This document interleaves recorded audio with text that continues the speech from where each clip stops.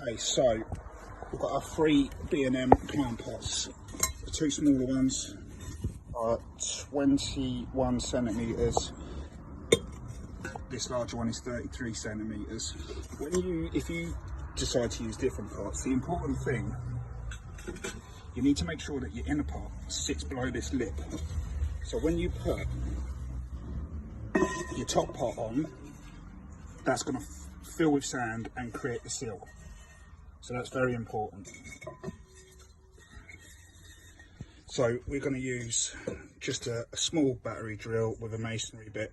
If you're going to use an SDS drill, make sure that your hammer's turned off, because you will just crack the pot straight away.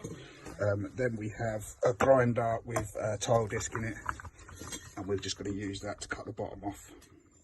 Right, so the first job I'm going to do is I'm going to mark and drill extra air holes around here. The reason I'm going to do this first is if I break the pot while I'm drilling it, I still have an option of being able to do it with the second pot before I cut the top off it. So if that makes sense, it kind of does in my head. We'll get the holes marked up, we'll get them drilled, and then I'll show you the next step. So we've got inner pot drilled. What I will say is, don't rush this part. You would just take your time with it. It's extremely brittle, so any pressure, too much pressure, you're just going to bust through it. Just literally let the drill bit do the work for you. So when we've done that, what we're going to do is we're going to pop the smaller pot and line up the centre holes.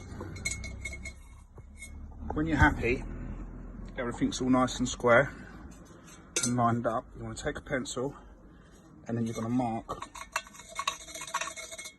all your additional holes.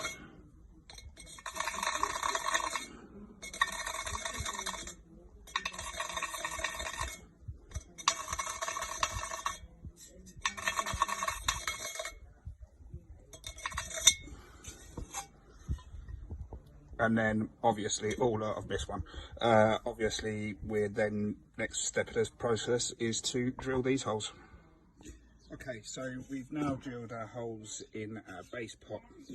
One thing I forgot to mention before is when I initially, after I lined it up and drew my holes, I just put a little mark here and here, just as a reference point, so you can line it all back up again without having to guess where you was. So yeah, so we've got one more job to do before we can assemble it, and that's going to be cutting the base of this part off. So all I'm going to do is you can see here that it's probably a little over 5mm thick, so I'm just going to cut a nice straight line 5mm past the base of the pot. I'm going to try and do it as neatly as possible, so we can get a good seal when we use it as this sort of tandoori lid. Okay, so we've drilled our plant pots, we've cut a lid off our top pot, so now we're pretty much ready to assemble.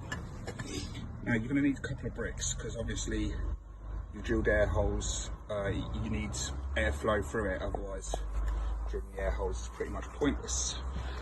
So we're going to situate that on our bricks.